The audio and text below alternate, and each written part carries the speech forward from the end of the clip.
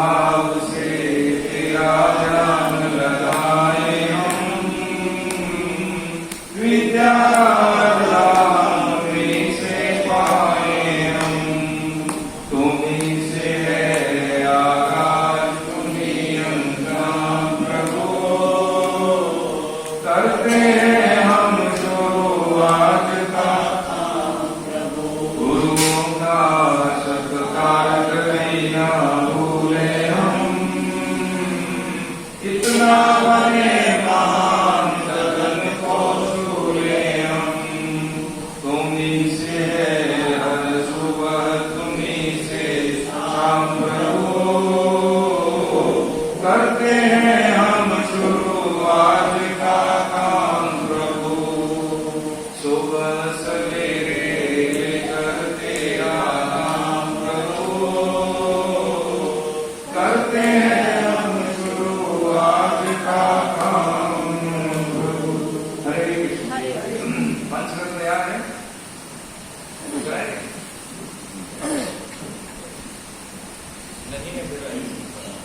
नहीं है मेरा ये संसार, ना है ये मेरे लिए सभी हैं, सभी सभी तो प्यारे हैं, तभी तो प्यारे सदा। मेरे तो केवल दूसरा न कोई, जैसा भी उनका हूँ, उनका हो, शरण में हूँ उनकी सदा, शरण में उनकी सदा। सुख दुख नहीं है जग में, सिर्फ है परिस्थितियाँ, सभी हैं प्रसाद प्रभु की, दाव लगे कृष्ण से, हरे कृष्ण।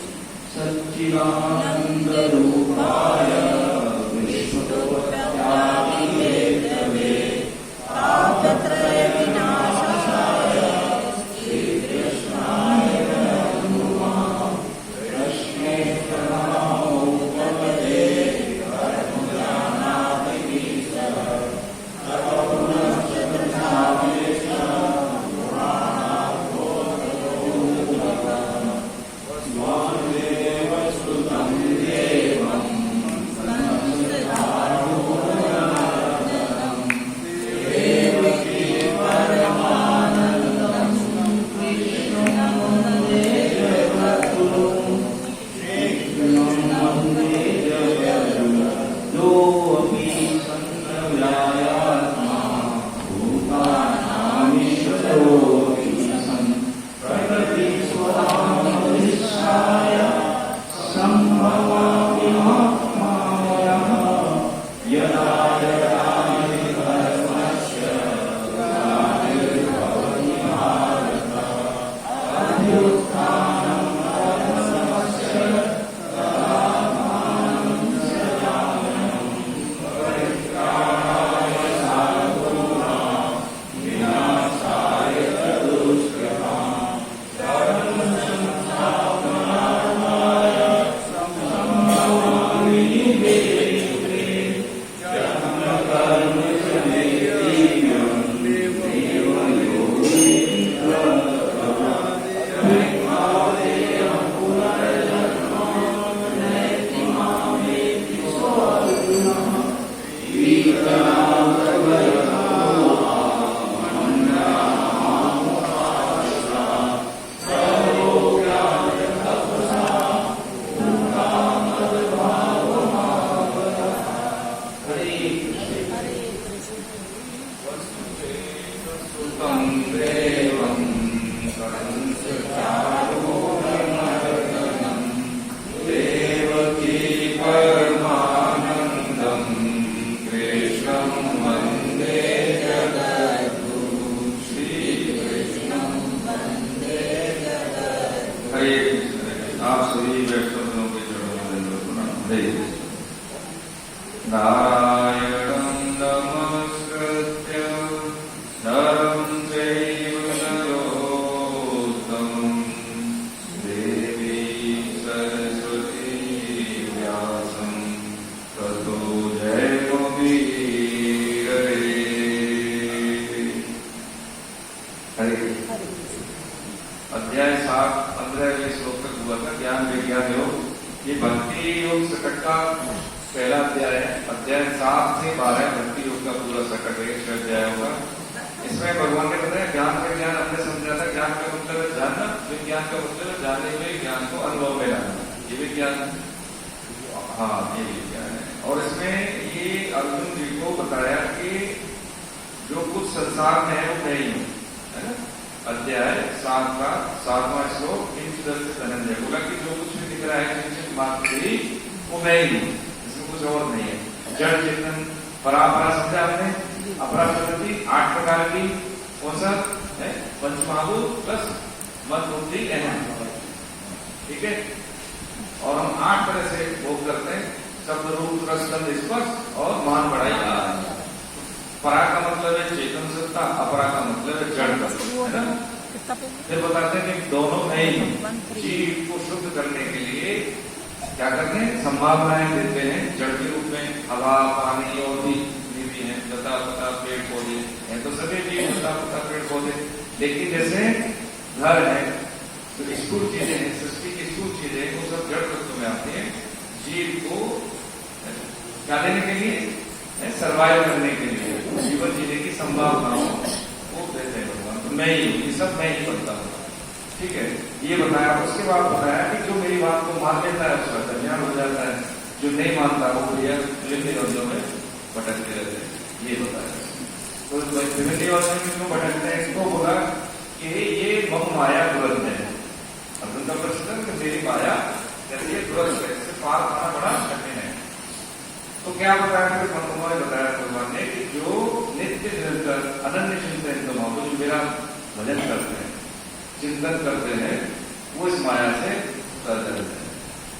अब माया कैसे समझा, जैसे क्या लगा, पारस प्रारब्ध प्रारब्ध आरब्ध प्रारब्ध। और ये बालक इसको समझ में ऐसे आए, माया का मतलब है हम जानते भी हैं कि गलत है इसलिए, लेकिन फिर भी हम उसको रोक नहीं पाते, हमें ही द्वारा चीजें गलत हो जाती है। अभी बच्चा जानता है मान लो कोई पढ़ाई करनी है, टाइम टेबल भी होना चाहिए, शारीरिक स्वास्थ्य है ना, मानसिक मजबूती, जिसके आधार पर मुझे आगे बढ़ना है, लेकिन फिर भी हम कभी ये चीज नहीं कर पाते, नियमित नहीं कर पाते, रेगुलर नहीं कर पाते। यही क्या है, ये बात है। जानते हुए भी चीजों को अनुभव में न लाना, व्यवहार में न लाना, ये क्या है, ये हम जानते हैं। ये हम भी जानते हैं कि हमारे पास समय सीमित है, एक समय के बाद हर जीवन नहीं रहेगा, एक समय के बाद मनुष्य शरीर नहीं रहेगा, तो क्या करें, इसका सदुपयोग कर लें।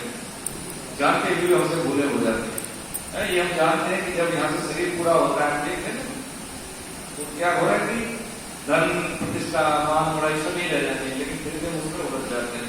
एनर्जी का हम क्या करते हैं, दुरुपयोग करते हैं, समय का हम दुरुपयोग करते हैं। अब यही कोई व्यक्ति, जैसे सच्ची घटना है, बिल गेट्स, सब जानते हैं बिल गेट्स कौन है, जिसका सबसे बड़ा धनी आदमी था। उससे किसी जर्नलिस्ट ने पूछा कि महाराज ये बताओ, आपके पास ये पैसा है, ये कैसे आया, आपने कैसे इसको इतना अर्जन किया कि आपकी शादी है। तो उन्होंने कहा ठीक है, एक काम करो, मेरे पास चेक बुक रखी, इसको भर लो, शायद मैं करूँगा जितना मिल जाए। अरे गलती सर, हम तो ये पूछ रहे हैं कैसे पैसे कमाना, नहीं मजाक नहीं कर रहा हूँ, बिल्कुल सही कह रहा हूँ, भर लो इसको, मैं साइन कर दूंगा। 3 बार बोला उसने, तो बोला यही आपके कि मुझे जब मौका मिलता है तो मौके को मैं नहीं चूकता। ये तो पैसे कमाने की बात होगी। आध्यात्मिक जीवन में उन्नति करने के लिए कि हमें अवसर मिला है, इसीलिए अवसर मिला है। मनुष्य शरीर का सिर्फ एक मेन उद्देश्य यही है, जीवन के आरंभिक काल में भगवदानुभव हो जाना। यानी जैसे सिद्धों ने, शास्त्रों ने जो कहा है उसके अनुसार जीवन जिया, जीवन में कठिनाइयां नहीं होंगी। हो सकता है धन संपत्ति कम हो सकता है रिसोर्सेज फैसिलिटी कम हो, लेकिन होता है ना कि बस अंदर से मजबूती, अंदर से क्या आनंद, फ्रस्ट्रेशन नहीं रहेगा, अवसाद नहीं रहेगा। तुलनात्मक जीवन वो ऐसा है, मेरे पास ऐसा है, मेरा भाई ऐसा है, कि मेरा रिश्तेदार ऐसा वगैरह। एक देशी जीवन, एक देशी का मतलब है कि मैं जानता हूँ सही क्या है, गलत क्या है। मेरे को इतना विश्वास है अपने ग्रंथों में, अपने पूर्वजों पे, अपने महापुरुषों पे, जो उन्होंने कहा है वो सही है। अब तक जो मैंने ग्रंथों में समझाया वो चीज वहीं के वहीं है। गंगा जी लोगों से निकली है, बाबा कुरुक्षेत्र में महाभारत हुआ था, सब पता है। हमने देखा नहीं कब हुआ था, लेकिन कहा जाता है जो ग्रंथ में वो जगह भी है। इसका मतलब क्या है, प्रमाणिक रूप से जो हम समझ रहे हैं उसको अगर समझते हैं, वो मिलाते हैं तो उन्हें रखती है। यही बात समझने की भगवान ने कहा कि जो मेरी बात को मानते हैं उनका कल्याण हो जाता है, और नहीं मानते तो भैया उसका उद्धार नहीं होता, विभिन्न योनियों में भटकता है। यही था 16वां श्लोक हम देखते हैं। कितने तक ये थे? 12 तक 10। चलिए ठीक है ना, 10वां ठीक है। बलम बलवतां च कामराग विवर्जितम् धर्माविरुद्धो भूतेषु कामोऽस्मि भरतर्षभ। कह रहे हैं 12वें श्लोक में, क्या कह रहे हैं कि बलवानों में काम और राग से रहित बल में हूं, और प्राणियों में धर्म से अविरुद्ध धर्मयुक्त काम है। ये 11वां श्लोक है। मूल में जहां होता है कि हमारा सॉफ्टवेयर में वायरस समस्या दूर करने के लिए एंटीवायरस का काम करता है। बलवानों का कौन सा राग रहे, जो उचित अनुचित में भेद करके अपनी शक्ति का सदुपयोग करता है, वो बल में हूं। वो बल कौन है? मैं हूं। जैसे जितने भी भक्त होते हैं कृष्णाय शरीर के होते हैं, लेकिन जब उनको लगता है कि नहीं कुछ गलत हो रहा है तो अपनी तपस्या का, अपने बल का सदुपयोग करते हैं। उनके बल में भगवान का बल होता है। ठीक, राग से मतलब क्या है कि जिसके धर्मयुक्त आचरण की हमें क्या करनी चाहिए, उसकी सपोर्ट करना उसको, लेकिन जो धर्म के विरुद्ध है उसका हमें विरोध करना है। यही शास्त्र कहता है। शास्त्र और शस्त्र, इसलिए हमारे यहाँ जितने भी देवता है, कई बार क्या है, वो शास्त्र और शस्त्र दोनों के उनके पास अधिकार होते हैं। ठीक है, कि हमें सुरक्षा के लिए समाज में नियम कानून विधान बना रहे, इसलिए हमें इन दोनों का सहारा देना बहुत जरूरी है। हम घर में रहते हैं, रात में रहते हैं, ठीक है, सुरक्षा के लिए हम व्यवस्थाएं भी करते हैं, इलाज है, कुछ चीजें हैं, दिन में विधान है, लेकिन कभी कभी ऐसी सिचुएशन आती है कि हमें अपनी आत्मरक्षा के लिए कुछ न कुछ उपाय जरूर करने चाहिए। ये सरकार का नहीं, ये संस्कार का काम है। ठीक है, और दूसरा क्या है कि धर्म से अविरुद्ध धर्मयुक्त काम।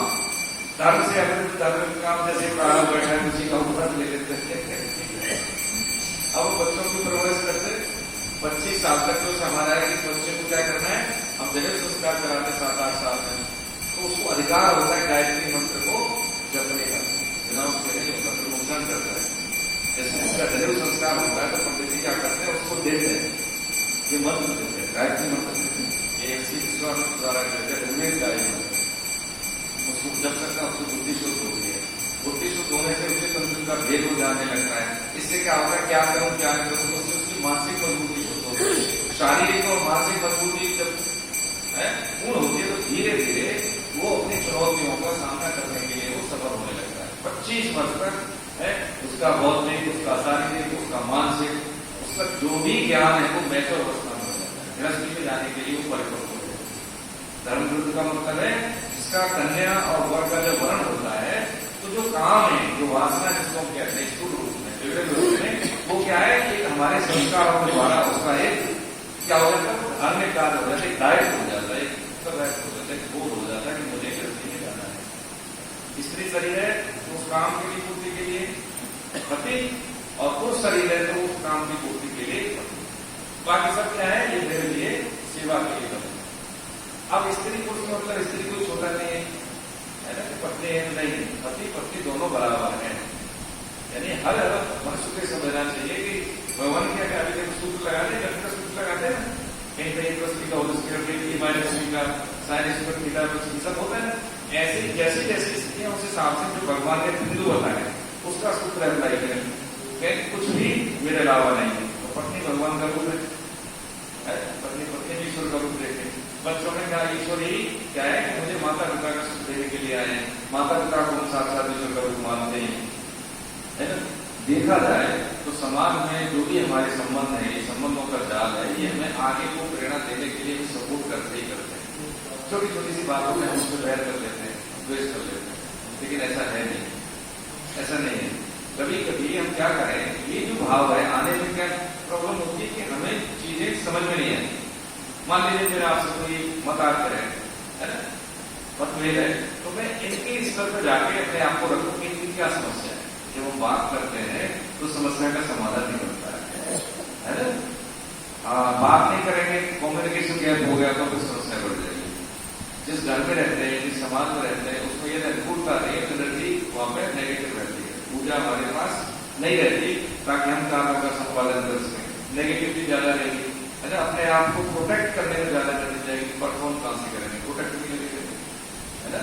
तो भगवान ने क्या बोला है, सब मैं हूं। इसलिए ये गृहस्थी धर्म और जो काम का मतलब यही है, इसके माध्यम से आगे आने वाली पीढ़ी को, जब माता पिता का वातावरण शुद्ध होता है तो आने वाली पीढ़ी जो संतान होती है वो भी योग्य होती है।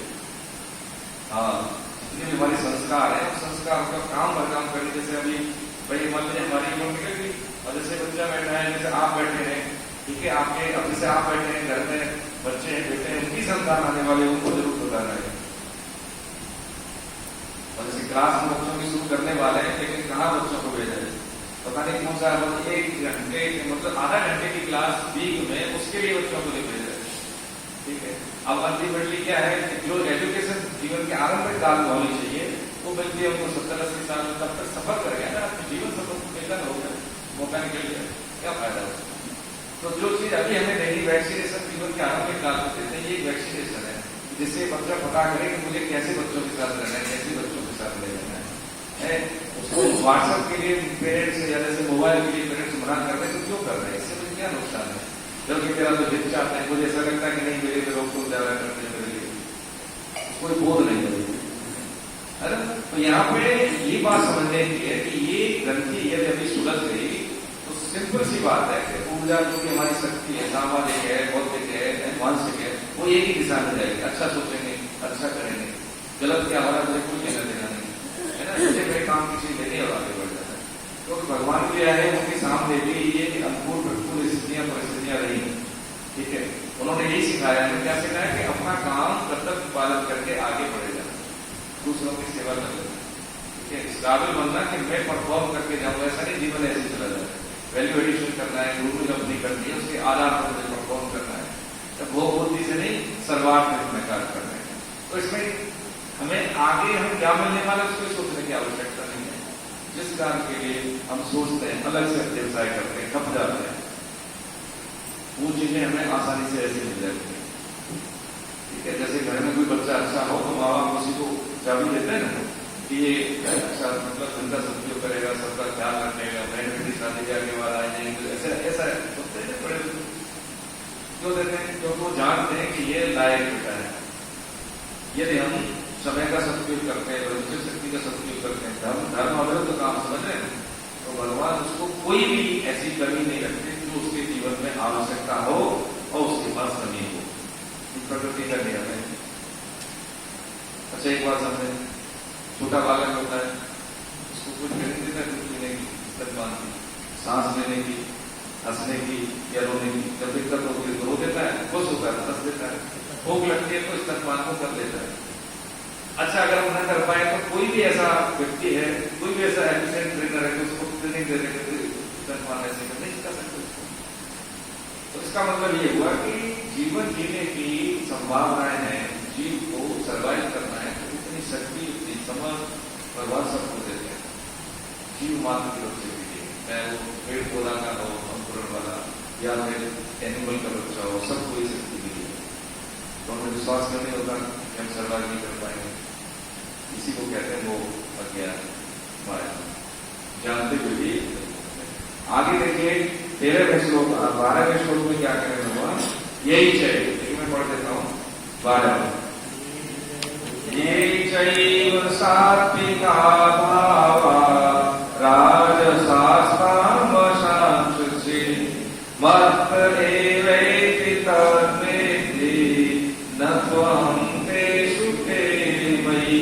राजसास्तामशांसि यानी राजसामस की बात कही, और क्या कही, सात्विक। सात्विक का मतलब है प्रकाश बुद्धि, राजस का मतलब केवल करने का बल। इसका परिणाम क्या होगा ये हमें मालूम नहीं। हम पूजा भी करते हैं, हम साधना भी करते हैं, तो साधना में कुछ करने वाली चीजें तो लगता है कुछ कर रहे हैं, चिंतन को हम साधना का नाम नहीं देते, शुद्ध चिंतन। तामस का मतलब प्रमाद, केवल पड़े रहना, ठीक है। तो इसमें 3 चीजें समझिए कि जैसे तामस भी जरूरी है, जैसे सोना है, रात को हम पर्याप्त नींद नहीं लेते तो शरीर स्वस्थ नहीं रह सकता। ठीक है, हम गृहस्थ है तो हम कार्य नहीं करेंगे, नौकरी व्यवसाय नहीं करेंगे तो हमारा परिवार कैसे चलेगा, वो भी जरूरी है। सात्विक का मतलब है प्रकाशवान बुद्धि, जैसे उजाला हो जाए तो हम सब चीज दिखाई देती है प्रॉपर, ऐसे ही है। बुद्धि शुद्ध नहीं है तो वो जीवन का सदुपयोग नहीं करेगा। सात्विक राजस तामस जो गुण है उन गुण का सदुपयोग न करके हम उसका दुरुपयोग कर लेते हैं, बहुत बुद्धि के लिए, बहुत बुद्धि के लिए। 12वें श्लोक में भगवान ये कह रहे हैं कि और तो क्या कहूं भैया, जितने भी सात्विक भाव हैं, जितने भी राजस तामस भाव हैं, ये सब मुझसे, ये मेरे लिए, ये कोई कमी नहीं है। लेकिन इसमें होता क्या है, ये सुख मुझसे, ये क्या होता है, ये सब मुझसे ही है ऐसा उनको समझो, परंतु मैं उनमें और वो मुझमें। भगवान कह रहे हैं कि सब कुछ मेरे से ही है। जैसे हम समझे कि मान लीजिए यहाँ पे कोई कपड़ा पड़ा है, किसी का हमें नहीं मालूम, अगर कोई गंदा है हमें तो मतलब नहीं, लेकिन है कि भैया आपका कपड़ा है गंदा है तो आपको फर्क पड़ने लगेगा कि ये मेरा कपड़ा है गंदा, मेरे जिम्मेदारी है। ऐसे ही ये सतरजतम मन बुद्धि एंड जिसमें चीजें गलत और सही आती है, ये हमारे नहीं है। हम क्या करते हैं, इनसे जुड़ जाते हैं कि मेरे मन में आया है, मेरा मन है, मैंने इसको अपना मान लिया, इसलिए हमें उसका क्या लग जाता है, दोष लगता है। साधक क्या करता है कि देखो प्रभु आपने बोला है शरीर, हाँ शरीर हमारा नहीं है, एक समय के बाद निकल जाते हैं हम, शरीर तो नहीं रह जाता तो हमारा नहीं है। मन बुद्धि मेरा मैं नहीं, इसमें दोष आया है तो देखो आपका दिया हुआ है, आप संभालो इसको, इसमें दोष आ रहा है प्रभु, हाँ इसमें गलत चिंतन आ रहा है, दूसरे के प्रति राग द्वेष आ रहा है इसमें, है ना, मिथ्याचारी विचार आ रहे हैं इसमें, धोखे देने के विचार आ रहे हैं, तो देख लो प्रभु, उसमें क्या दोष नहीं लगता उसको।